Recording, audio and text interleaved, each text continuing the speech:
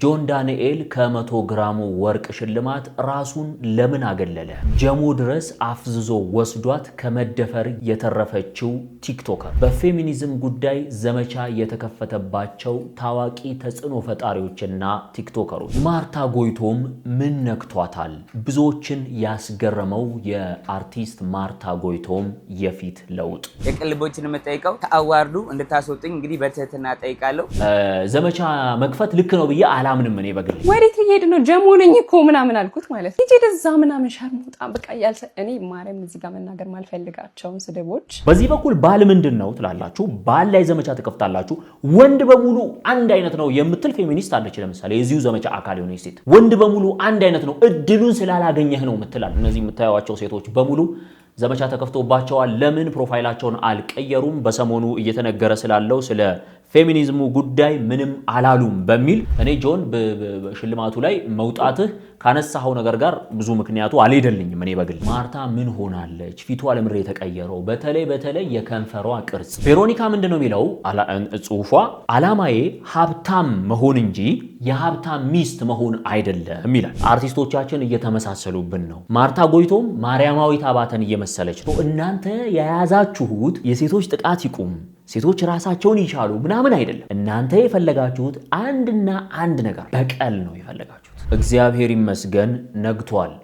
ሰላም ክቡራትና ክቡራን በያላችሁበት እንደምን አላችሁ? ከተለያዩ የዓለም አድማስ የሰበሰብናቸውን አዳዲስ መረጃዎችን ወደ እናንተ ይዘን ብቅ ብለናል።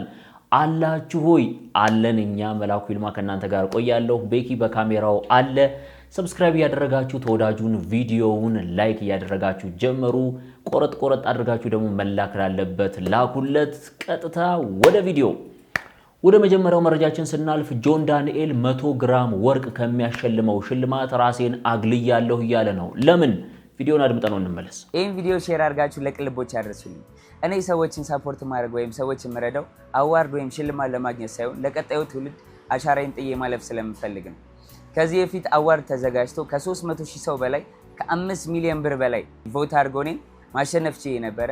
ግን ያን ያህል ደስታ አላገኘሁበትም። እኔ ደስ የሚለኝ በዛ 5 እና 6 ሚሊዮን ብር ብዙ የተቸገሩ ሰዎች አሉና እነሱን ብትረዱበት ደስ ይለኛል። ስለዚህ አሁንም የቅልቦችን የምጠይቀው ከአዋርዱ እንድታስወጡኝ እንግዲህ በትህትና ጠይቃለሁ። እኔንም ቮት ለማድረግ የምትፈልጉ ሰዎች እንግዲህ ቮት የምታደርጉበትን ብር ለተቸገሩ ሰዎች እርዱልኝ። አዋርድ አያስፈልገኝም። እኔ የምሰራው አሻራዬን ጥዬ ለማለፍ ነው። እወዳችኋለሁ። አመሰግናለሁ። እንግዲህ ጆን ዳንኤል በታዋቂ ቲክቶከር ነው። ብዙዎቻችሁ ታውቁታላችሁ። በተለያዩ ኮንተንቶቹ ይታወቃል። ከቅርብ ጊዜ ወዲህ ደግሞ የተለያዩ ሰዎችን እየዞረ በማገዝ እርዳታ በመስጠት ምናምን ነገር እያገዘ ያለ ቲክቶከር ሆኗል። ባይዞ የቲክቶከሮች ሰሞኑን የጀመሩት ትሬንድ እሱ ሆኗል። ሰዎችን ማገዝ ማለት ነው። እና ትሬንድ ሆኖ ባይቀርና በዘላቂነት ቢቀጥል እኔ ዩቲናስ ኢዝ የኔ ፌቨራይት ናት። እንደምትመለከቱት ዩቲ በተለይ ሰሞኑን ብርድ ልብስ እናልብስ ብላ የጀመረችው እንትን ገላን ብቻ ሳይሆን ልብን የሚያሞቅ ተግባር ነው። በጣም ጥሩ ልማድ ነው። ጆንም የጀመርከው ነገር ናአዶናይ የምትሰሩት ነገር፣ ጃኒም ልጆችን ሰብስባ አሁን የጎዳና ልጆችን እያገዘች ነው። this is all how much በጣም ካይንድ ሀርትድ እንደሆናችሁ የሚያሳይ ነው። ግን ኮንተንት ብቻ ሆኖ እንዳይቀርና እንዳያልፍ የሚል ስጋት ነው ያለኝ እኔ። ወደ ጆን ዳንኤል ጉዳይ ስንመለስ እንግዲህ ጆን እንደተመለከታችሁት 100 ግራም ወርቅ ያሸልማል። ከዛ ራሱን ማውጣቱን ነው የሰማ ነው። እንግዲህ ቅንልቦች እኔም የምሰራበት ተቋም ነበር፣ ሬዲዮም አብረን እንሰራ ነበረ። ተስፍሽ በጣም የሚገርም ድንቅ ልጅ ነው። ልቡ ልብ እንዳይመስላችሁ የተስፍሽ ወይም ተስፋዬ ስንሻው ስልክ ልቡ ማለት ነውና በጣም ግሩም ልጅ ነው። በብዙ ትጋት የአንድም ነገር ብዙ ነገር ስለሱ እንዲወራ አይፈልግምና ስለራሱ የሚያስብ ሰው አይደለም። ሙሉ ለሙሉ ፎከሱ ማህበራዊ ሚዲያውን እንዴት ለበጎ ዓላማ እናውለው የሚል ትጋት ውስጥ ያለ ሰው ነውና በአመት 2 አመት 3 አመት 6 አመት ሙሉ ለፍቶ ነው በመጨረሻ እንግዲህ አሁን ይሄ የሽልማት ስነ ስርዓት እንዲዘጋጅ ምክንያት የሆነው ቅልቦች። እንግዲህ ቅልቦች ያዘጋጀው ይህ በየወሩ የወሩ ምርጥ ተጽዕኖ ፈጣሪ ይመረጣል። ከነዛ ውስጥ ደግሞ በእንግዲህ ሰሞኑን ምርጫውም ተጀምሯል። በእነዚህ ውስጥ ደግሞ እጩዎቹ በሰዎች ምርጫ ወይም በተከታዮች ምርጫ ደግሞ አሸናፊው የሚወሰን ይሆናል ማለት ነውና እዚህ ውስጥ ጆን ዳንኤልም የወሩ አሸናፊ ስለነበር እጩ ነበረ። እነ አዶናይ አሉ፣ እነ ዩቲ አሉ፣ እነ ባርኮት አሉ። ሌሎቹ በጣም በርካታ በየወሩ ያሸነፉ ሁለት የሚያሸነፉ አሉ። እነ ማስተር አብነት አሉ፣ እነ ዶክተር አብይ አሉ። ሌሎችም በርካታ ተጽዕኖ ፈጣሪዎች እንግዲህ የወሩ ምርጥ ተብለው በሶሻል ሚዲያውን ለበጎ ዓላማ በመጠቀም ማለት ነው ሆነው የየወሩ ምርጥ ነበሩ። አሁን ደግሞ በመጨረሻ እንግዲህ ቀኑ ስፔሲፋይ የተደረገ አይመስለኝም 100 ግራም ወርቅ ይሸለማል። እንግዲህ የዓመቱ ምርጥ አሸናፊ ደግሞ ምርጥ ሶሻል ሚዲያን ለበጎ ዓላማ የተጠቀመ ተጽዕኖ ፈጣሪ 100 ግራም ወርቅ ይሸለማል የሚል ነው። እርግጥ ለአንድ ሰው የሚሰጥ አይደለም 100 ግራም ወርቁ፣ ዝርዝሩን ራሱ ቅልቦች ያወራዋል። ግን የ100 ግራም ወርቅ ነው። በአጠቃላይ ግን 100 ግራም ወርቅ የሚሰጥበት ሽልማት ነው። እዚህ ሽልማት ላይ ነው እንግዲህ ጆን እጩ የነበረው። እዚህ እጩነት ላይ አዶናይ አለ፣ ጆን ዳንኤል አለ፣ ዩቲናስ አሉ፣ በጣም የሚጠበቁ ባርኮትም አለ። የዳሽን ሱፐር አፕን ሽልማት ያሸነፈው ባርኮትም አለ። በበጎ ስራዎቹ ይታወቃል። እሱም በጣም ብዙ ተከታዮች አሉት። ሌሎችም በጣም በርካታ ቲክቶከሮች አሉ በበጎ ስራም የሚሰሩ።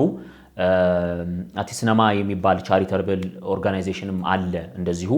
ሌሎችም በጣም በርካታ ሰዎች በዚህ ጉዳይ ላይ ይሳተፋሉ፣ እየተመረጡም ይገኛሉ። በአጠቃላይ ጆን ዳንኤል ለምን አልተሳተፈም የሚለው እሱ እኔ ማችሞር ገንዘቡን ለበጎ ዓላማ ብታውሉት አሁን ላይ እኔ እዛ ላይ ነው መስራት የምፈልገው ምናምን የሚል ነገር ነው ያነሳው። ስቲል እኔ ጆን በሽልማቱ ላይ መውጣትህ ካነሳኸው ነገር ጋር ብዙ ምክንያቱ አልሄደልኝም። እኔ በግሌ አልሄደልኝም። ምክንያቱም ሁለት ነገር ይጨምርልሃል ብዬ አስባለሁ። አንደኛ ነገር በበጎ ዓላማ ተጽዕኖ የፈጠረ ተብለህ ብትሸለም ሪኮግናይዝ ብትደረግ አድማስህ ይሰፋል፣ የማድረግ አቅምህ እንዲሰፋ ያደርጋል። ሰዎች በአንተ ላይ ያላቸውን ስፔሻሊ ትልልቅ የሚባሉ የመንግስትና የግል ተቋማት አንተ ላይ ያላቸው እምነት እንዲጨምር ያደርጋቸዋል። ሽልማት ጥቅሙ ያ ነው እንጂ ስራ ስለማይሰሩ ወይም ደግሞ እነሱ የራሳቸው ስራ ስላለባቸው አይደለም። ለምሳሌ ጊነስ ማነው ግራሚ አዋርድ እና ኦስካር በፊልምና በሙዚቃ የሚሸለሙ ተደጋጋሚ አርቲስቶች አሉ።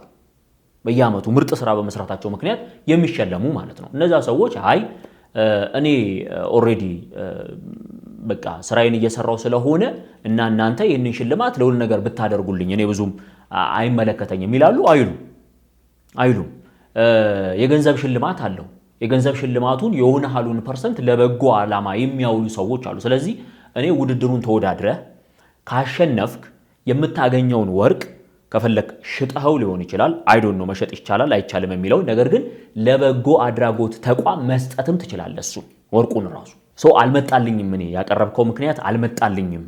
ምናልባት እሱን ምክንያት እኔ በግሌ አልመጣልኝም። ያው ቢዋጥልህም ባይዋጥልህም እኔ ግን ወጥቻለሁ የምትለኝ ከሆነ ዛሳብቲዩ ኤኒዌይ ሲመችህ። ሌሎቻችሁ ግን ምርጥ ውድድር እንደሚሆን ተስፋ እናደርጋለን። 100 ግራም ወርቅ በጣም ብዙ ነው። ሰው ያንን ነገር ምን እናደርጋለን? ወደፊት አዳዲስ ነገሮች ሲኖሩ ተስፍሽንም አግኝተን የምናዋራው ይሆናል በዚህ ጉዳይ ላይ። በአጠቃላይ እንግዲህ ምርጥ ጊዜ ነው። እነ ተስፍሽ እንዲሳካላቸው ምርጥ ፕሮግራም እንዲሆን እንመኛለን። ወደ ቀጣዩ ጉዳያችን እናልፋለን። ቀጣዩ ጉዳያችን እንግዲህ ዘመቻ የተከፈተባቸው ቲክቶከሮች፣ እነዚህ የምታዩዋቸው ሴቶች በሙሉ ዘመቻ ተከፍቶባቸዋል። ለምን ፕሮፋይላቸውን አልቀየሩም? በሰሞኑ እየተነገረ ስላለው ስለ ፌሚኒዝሙ ጉዳይ ምንም አላሉም በሚል ነው እንግዲህ ይህንን ነገር እየተናገሩ የሚገኙት ወይም ዘመቻው የተከፈተባቸው። ፕሮፋይላቸው እንግዲህ ሰሞኑን እቺ በአረንጓዴ ከለር ተደርጋ ትሰማ ሃሽታግ ትሰማ የሚል ፕሮፋይል ፒክቸር አይታችኋል። በጣም ብዙ ሰዎች እየቀየሩ ነው ፕሮፋይላቸውን እና እዛ ላይ እንግዲህ ፕሮፋይላቸውን አልቀየሩም፣ ፕላስ ምንም ነገር አስተያየት አልሰጡም ወይም ደግሞ ዘመቻውን አልተቀላቀሉም ተብሎ ሚስ ልዩ አንዷ ሰሞኑን ያገባች እህታችን ናት፣ ታውቃላችሁ።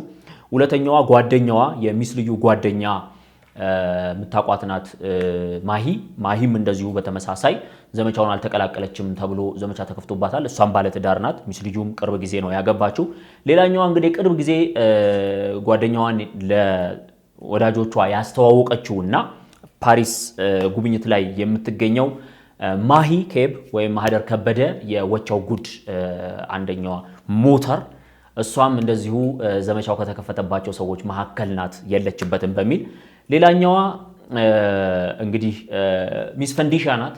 ሚስ ፈንዲሻ በንግድ አቅሟ በቢዝነስ ስራዋ ብዙዎቻችሁ ታውቋታላችሁ።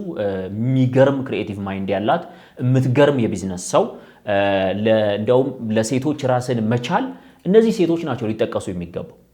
ራሳቸውን ችለው በራሳቸው ገቢ አግኝተው ራሳቸውን አቅም አጠናክረው አሁን ለምትሉት ነገር የምር የሚገባ ከሆነ እነዚህ ሰዎች ህይወታቸው ምሳሌ ነው። ሚስ ፈንዲሻ ራሷን በራሷ ማቆም የቻለች ራሷን የቻለች ቻይና ውስጥ ድርጅቶች መክፈት የቻለች ወይ ማለት ማን ነው ሊያስብ የሚችለው? በ20 ዓመቷ ማአት ድርጅቶችን መክፈት የቻለች ልጅ ናት። ከኢትዮጵያ አልፋ ቻይናና ሌሎች ሀገራት ህንድ ሳይቀር እየሄደች የምትነግድ ልጅ ሆናለች። አሁን እቺ ልጅ ምሳሌ ታረጋታለህ እንጂ ስለ ሴቶች አልተናገርሽም ወይም ስለ ፌሚኒዝም አልተናገርሽም ብለ ዘመቻ መክፈት አግባብ ነው ብዬ አላስብም። እያልኳችሁ ያለሁት ነገር ምንድነው? it is not about feminism ማነው it is not about የሴቶች መብት። እነ ዩቲናስ አሁን ሌላኛዋ ዘመቻው የተከፈተባት ዩቲናስ ናት። ዩቲናስ መከራ ውስጥ ያሉ ሴቶችን ለማገዝ ከሷ ላይ በላይ የለፋ ሰው አሁን ከሚጮሁት ሰዎች በላይ በተግባር የለፋ ሰው የለም። በሌሊት ወጥታ በገላ በመሸጥ የሚተዳደሩ ሴቶችን ለማገዝ ስታደርግ የነበረውን ጥረት አይተናል። ከተማ ውስጥ እየዞረች ወንድ ሴት ሳትል ብርድ ልብስ በማልበስ ክረምቱን እንዲያልፉት እያደረገች ነው የምትገኘው። በተግባር ስራቸውን እየሰሩ ያሉ ሰዎችን ዘመቻ መክፈት ልክ ነው ብዬ አላምንም። እኔ በግሌ አላምንም። አዘይንድ ኦፍ ዘዴ ማለት እኔ ይሄ እዚህ ፌሚኒዝም ላይ እየመጣ ያለው ነገር ወይም ደግሞ እንቅስቃሴያችሁ ላይ እያደረጋችሁት ያለው እንቅስቃሴ ላይ ውጤታማ እንዳይሆን የሚያደርገውና ለሆነ ያህል ጊዜ ጩኸት ሊሆን ይችላል፣ ግን ስትራቴጂክ የሆነ ነገር የሌለው በመሆኑ ጩኸት ብቻ በመሆኑ በጣም ከትልቅ ይቅርታ ጋር ነው የምናገረው ይሄንን ነገር በመሆኑ የራሳችሁ የሚደግፏችሁ ሰዎች ሳይቀሩ ጥለውት ይወጣሉ። ይሄንን ነገር ስሩታይ ለምን መሰላችሁ? በዛኛው ሰይድ በኩል ያለውና እናንተን እየሞገተ ያለው አካል ምክንያታዊ ከሆነባቸው ጉዳዮች መካከል አብዛኞቹን በበጎ የሚጠቀምባቸውና ልክ ነው ይሄ ነገር የሚላለ፣ ሁለት ደፋሪና አጥቂ የሆነው አካል ደግሞ ከዚህ ዘመቻ ለማምለጥ ሲል ይሄኛውን ምክንያት እንደ ምክንያት ይጠቀምበታል፣ እንደ ቤኔፊት ኦፍ ዳውት ይጠቀምበታል። ዛት ኢዝ ማይ ፖይንት። እያደረጋችሁ በዚህ በኩል ባል ምንድን ነው ትላላችሁ፣ ባል ላይ ዘመቻ ትከፍታላችሁ። ወንድ በሙሉ አንድ አይነት ነው የምትል ፌሚኒስት አለች። ለምሳሌ የዚሁ ዘመቻ አካል የሆነች ሴት ወንድ በሙሉ አንድ አይነት ነው እድሉን ስላላገኘህ ነው ምትላለች። 80 ዓመት 70 ዓመት የልጅ ልጅ ያሳደጉ ምርጥ አባቶች ባሉበት ሀገር ወንድ ሁሉ እኩል ነው ትላለች። አንድ አይነት ናችሁ ወንዶች ትላለች። አሁን ይሄ የሴቶች መብት ነው የወንዶች ጥላቻ ዘመቻ ነው? ፋሚሊ ማፍረስ ነው የያዛችሁት እንጂ እየደረሰ ያለው ነገር በጣም አሰቃቂ ነው። እያንዳንዱ ሴት ወጥቶ ቢናገር ሁሉም የደረሰበት ነገር አለ። ለምሳሌ ኑሃሚንን ብዙዎቻችሁ ታውቋታላችሁ። በማህበራዊ ሚዲያ በተለይ መንፈሳዊ ኮንተንት በመስራት ነው የምትታወቀው።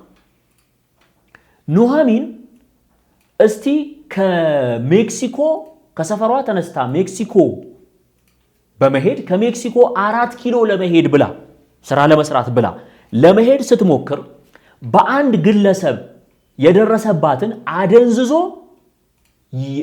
የመድፈር ሙከራ እንዴት እንደነበርና እግዚአብሔር እንዴት እንዳተረፋት እስኪ ተመልከቱ።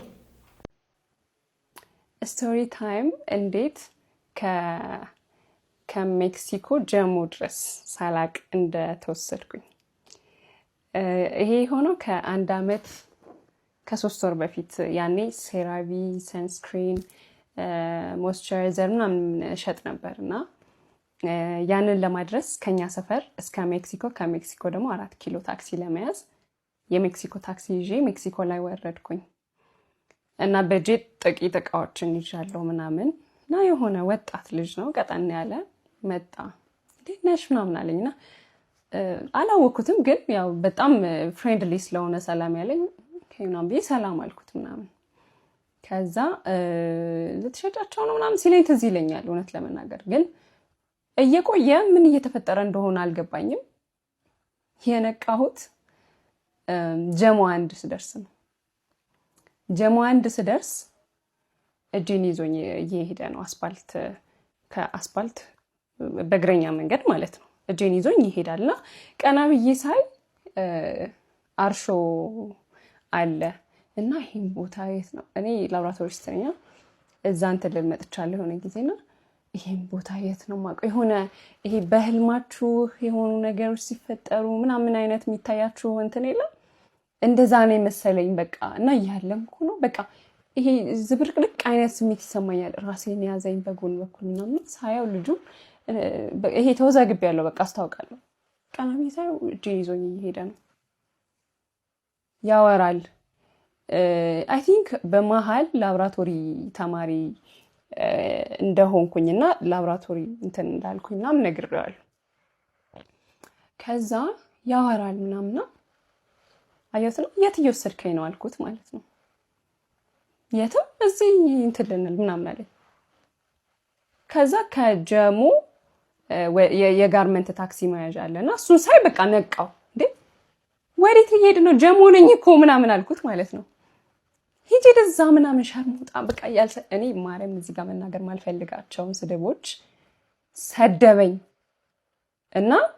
ሰደበኝና ይሄ የመሮጥ አይነት አካሄድ ታውቃላችሁ እንደዛ ነው የሮጠ ነገር አስፋልት ተሻገረና እጥፍ ብሎ ሄደ ማለት ነው እኔ እንዳልኳችሁ ገና እየነቃው ነው የሆነ ራሴን ይዞኛል ይሄ ውዝግቡም አለቀቀኝም እንዴት ጀሞ እንደሄድኩ አላቅም ከዛ ሊስትሮ ያሉበት ጋር ሄጄ ቁጭ አልኩና ይሄ ሰፈር ምንድነው አልኳቸው ማለት ነው ገብቶኛል የሆነ ሌላ ቦታ እንደመጣው ምናምን ግን በቃ እንዴ ጀሞ ምናምን አለኝ ከዛ በቃ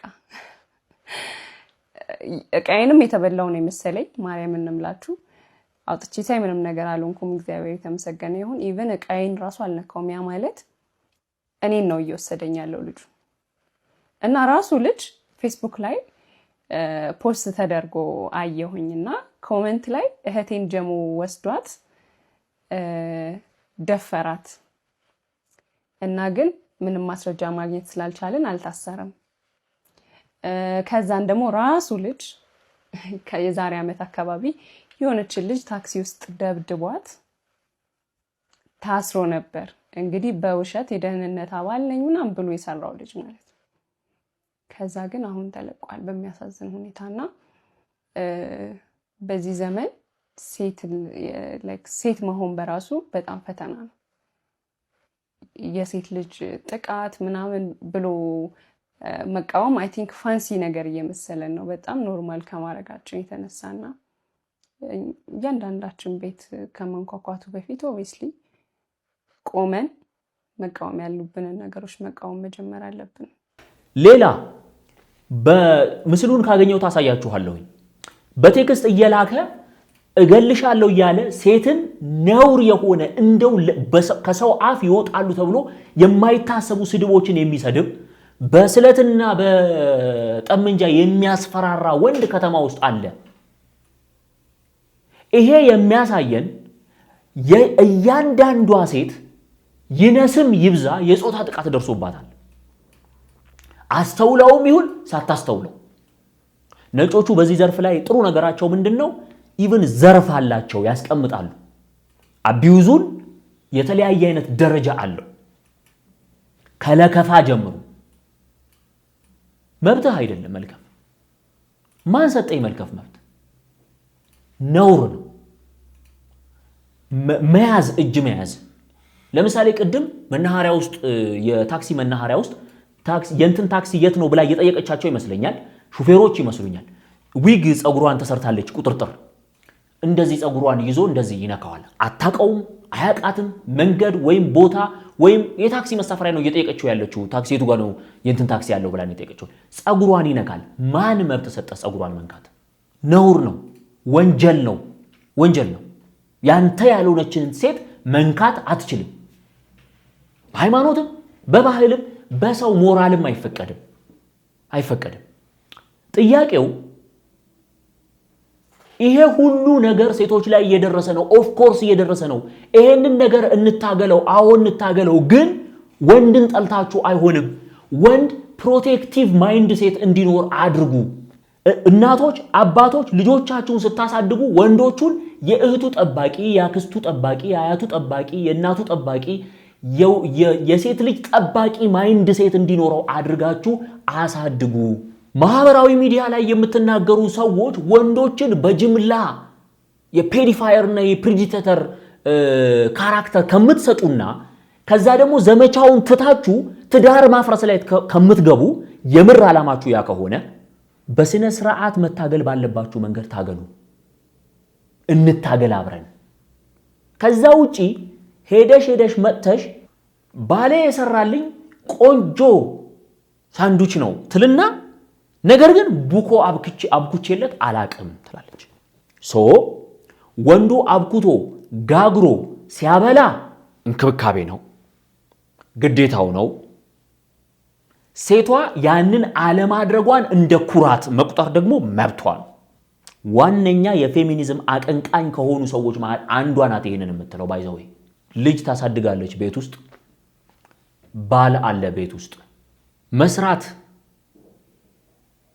የምትጸየፉት ነገር አይደለም፣ ራሳችሁ ሰርታችሁ ትበላላችሁ። ወንድ ለሚስቱ ቢያበስል ለቤቱ ቢያበስል ምንም ጥፋት የለው። ነገር ግን ዘመቻውን እሱ ላይ ታደርጉትና ዜን እናንተ ቡኮ ማብኳትን እንደ ጥዩፍ ነገር ትቆጥሩታላችሁ። ወንዱ እንዲሰራ የምትፈልጉት እናንተ እንደ ጥዩፍ የምትቆጥሩትን ነገር ነው። እናንተ የያዛችሁት የሴቶች ጥቃት ይቁም፣ ሴቶች ራሳቸውን ይቻሉ ምናምን አይደለም። እናንተ የፈለጋችሁት አንድና አንድ ነገር ነው። በቀል ነው የፈለጋችሁት። የሆነ የደረሰባችሁ ነገር አለ። ያንን በሌሎች ወንዶች ላይ መበቀል ነው የፈለጋችሁት። ትዳር ማፍረስ፣ ፋሚሊ መበተን ነው የፈለጋችሁት።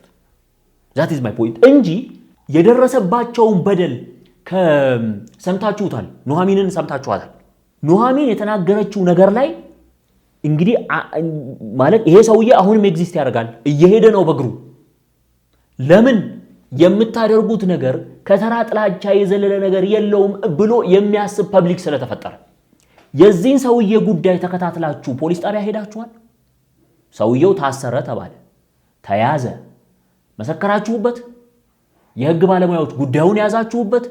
ሰውየው ሲፈታ ጉዳዩን ለሚዲያ ይፋ አደረጋችሁ። የህግ ባለሙያዎች ጉዳዩን ተከታትላችኋል። ጥፋት አጥፍቶ ማስረጃ በመጥፋቱ ምስክር በመጥፋቱ ምክንያት ይሄ ሰውዬ አምልጦ ይሆን? if we fight let's fight together። ከዛ ውጪ ግን እርባና ቢስ ነው ልትሉ ትችላላችሁ። ከሳምንት የሚያልፍ እናድርገው፣ ከወር የሚያልፍ እናድርገው፣ ዘመቻ ይሁን እንዳይቆም ልትሉ ትችላላችሁ። when something come up አጀንዳ ሲመጣ ይጠፋል ይሄ ነገር። ለምን ስር የለውም? ስር የሌለው ለምንድን ነው መሰላችሁ? ደግፌዋለሁ የሚለው ሰው ሳይቀር ጭንቅላቱ ውስጥ ልቡ ላይ የሆነ የሚከብደው ነገር አለ። ያ ፌሚኒዝም የሚባል መርዝ ሄዶ ቤተሰብ የሚያፈርስ ነው። ሄዶ ከግብረ ሰዶምና ከመሰሉ ነገሮች ጋር የሚገናኝ ነው የሚል ነገር ስላለ ያንን ማይንድ ሴት ነቅላችሁ ካላወጣችሁ፣ ፌሚኒዝም የሚባለውን ዌስተርን አስተሳሰብ ጥላችሁ በራሳችሁ አቅም መታገል ካልጀመራችሁ እመኑኝ ለውጥ አይመጣም። ምክንያቱም ይሄንን ዘመቻ ዛሬ አይደለም የጀመርነው። የኮንተንት አጀንዳ ነው ያደረጋችሁት። ስቶሪ ታይም ተብሎ አሁን የቀነኒ ጉዳይ እየተተረከ ነው። ለምንድን ነው የቀነኒ ጉዳይ ዛሬ ላይ መተረክ ያስፈልገው?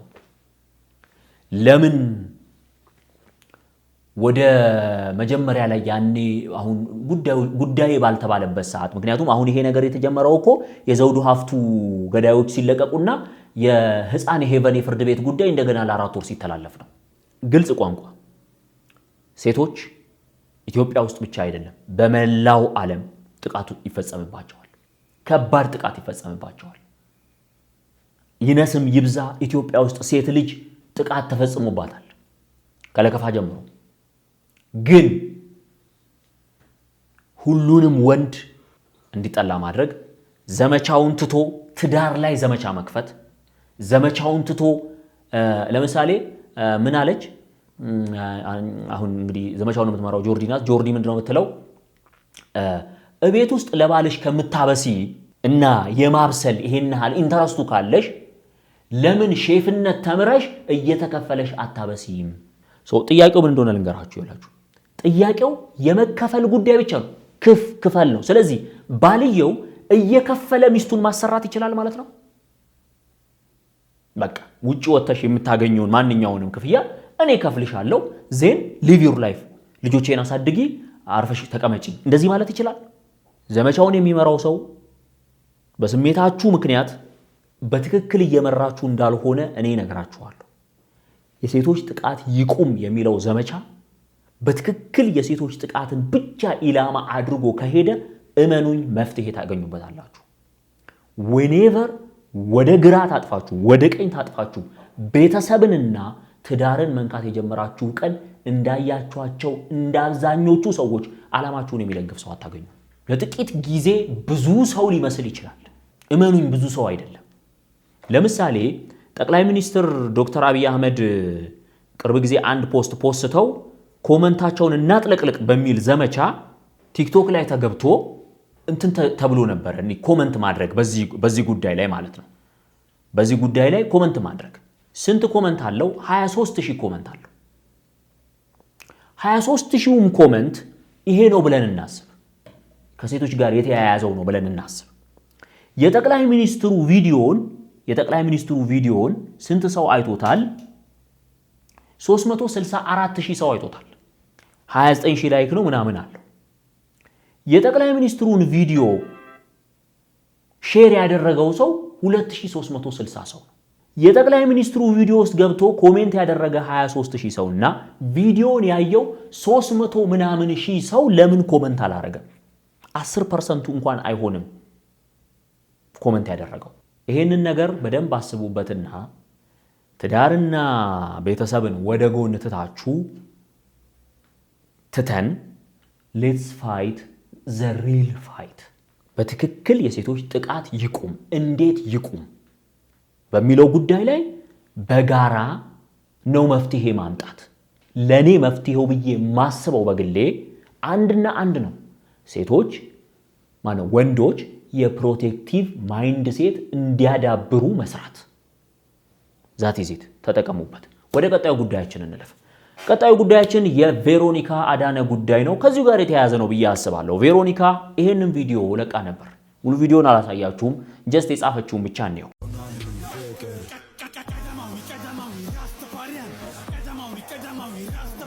ቬሮኒካ ምንድነው የሚለው ጽሁፏ? ዓላማዬ ሀብታም መሆን እንጂ የሀብታም ሚስት መሆን አይደለም ይላል። ተንተን ስናደርገው ሐሳቡ ምንድነው? ራሴን ችዬ የተለወጥኩኝ ዜን ራሴን ችዬ በራሴ አቅም እኔው መርጬ የማገባ እንጂ ሀብታም ማገባ አይደለሁም። ሀብታም አግብቼ ሀብታም ህይወት ለመኖር ማስብና ማለም ሰው አይደለሁም። ይህ ትክክለኛው አስተሳሰብ ነው። የምንሰራው ግን እንደዛ ነው ወይ? ሴቶች በቻላችሁት አቅም ራሳችሁን ችሉ፣ የራሳችሁን ገቢ ፈጥራችሁ አግቡ ነው እየተባለ ያለው አይደለም። ቬሮኒካ ያለችው ሐሳብ ምንም ስህተት የለው። ዓላማዋ ሀብታም መሆን ነው። ይሄ በጣም ብዙ ሰው የሚደግፈው ነው። ሀብታም መሆን የፈለገችው ሰርታ ለፍታ ጥራ ግራ የተሰጣትን ጸጋ ተጠቅማ ሀብታም መሆን የፈለገችው። ሀብቷን ለምን ዓላማ ታውለዋለች? እያየን ነው እንዴት አይነት ደግ ሴት እንደሆነች። ግን የሀብታም ሚስት መሆን አይደለም የፈለገችው። ስለዚህ ቬሮኒካ ድሃም ልታገባ ትችላለች፣ ዓላማዋ ያ ስለሆነ። አብረን እናድጋለን የሚላትንም ሰው ልታገባ ትችላለች። አብረን እናድጋለን የሚልሽ ወደታች ሊቀብርሽ ነው እንደሚሉት ፌሚኒስቶች አይደለም የቬሮኒካ ሐሳብ። ወደ ቀጣዩ ጉዳያችን እንለፍ። ቀጣዩ ጉዳይ እንግዲህ በጣም አነጋጋሪ የሆነው የማርቲና ወይም ማርታ ጎይቶም ጉዳይ ነው። ማርታን እንግዲህ ተመልከቷት እስኪ ቪዲዮ። እናንተ ጋር ምን ተቀየረ? እንደኔ የሚጣፍጥ ነገር ቀንሳችሁ ውሃ መጠጣት ያለባችሁ ለጤናችሁ እንደሆነ ተረዳችሁ? ሳታውቁት 2 ዲጂት የነበረው የጓደኛ ቁጥራችሁ ወደ 1 ዲጂት ወረደ። ልብስ ከማማሩ በላይ ምቾቱን አስባችሁ መልበስ ጀመራችሁ። ሰውን እየወደዳችሁም ቢሆን የሚጎዳችሁ ከሆነ መራቅ እንዳለባችሁ ገባችሁ። ሊያገኛችሁ ወይም ሊጋብዛችሁ የፈለገን ወይም ካፉ ብቻ የሆነን ሰው ውስጣችሁ ይነግራችሁ ጀመር። የልደታችሁ ቀን ቴክስት ካረገላችሁ በላይ ራስ ምታታችሁን አስታውሶ ለጠየቀ ክብር መስጠት ጀመራችሁ ነው ወይስ የፍቅር ቀጠሮ ላይ አስተናጋጆቹን እንዴት እንደሚያወሩ መገምገም ጀመራችሁ? እዚህ ቪዲዮ ላይ በጣም በርካታ ሰዎች ኮሜንት ያደረጉ ነበር። ማርታ ምን ሆናለች? ፊቷ ለምሬ ተቀየረው፣ በተለይ የከንፈሯ ቅርጽ በጣም ተቀይሯል የሚሉ ነው። እንደውም አርቲስቶቻችን እየተመሳሰሉብን ነው፣ ማርታ ጎይቶም ማርያማዊት አባተን እየመሰለች ነው የሚሉ በጣም ብዙ ኮመንቶችን አይተናል። እና በዚህ ልክ ጠልቀን የሰዎችን ያደረጉትን ነገር ውስጥ መግባቱ ልክ ነው ልክ አይደለም እርግጠኛ አይደለም። አሁን ሰዎች በገዛ አካላቸው ላይ እርግጥ ስልጣና የሌላቸውም ይላል መጽሐፍ፣ ግን ደግሞ እነሱ የኔ ነው ካሉ እንደፈለጉ ሊያደርጉት ይችላሉ። እርግጥ ደግሞ ማህበራዊ ሚዲያ ላይ ከተወጣ በኋላ ስለኔ አስተያየት መስጠት መብት የለህም ማለት አይቻልም። ማህበራዊ ሚዲያ ላይ ከወጡ ደግሞ እነሱም የፈለጉትን የማድረግ መብት አላቸው። አንዳንድ ጊዜ እንደው በማይመለከተን ነገር ባንገባ አይመስላችሁ? ማለት ከንፈሩ የራሷ ነው ያምርብኛል ብላ አድርገዋለች። ይሄ ነገር ዘላቂ ነው የሚቀጥል ነው? እኔ ቴክኖሎጂው ምን እንደሆነ አላቅም፣ ወይም በምን እንደዛ እንዳደረገችው አላቅም። ፎቶዎቹን ልዩነታቸውን ማየት ትችላላችሁ፣ የድሮውንና ያሁኑን። የኔ ፖይንት ግን ምንድነው በአንድም ይሁን በሌላ መንገድ ያደረገችው ነገር ነገ ከነገ ወዲያ የጤና ጉዳት ከሌለው እኔ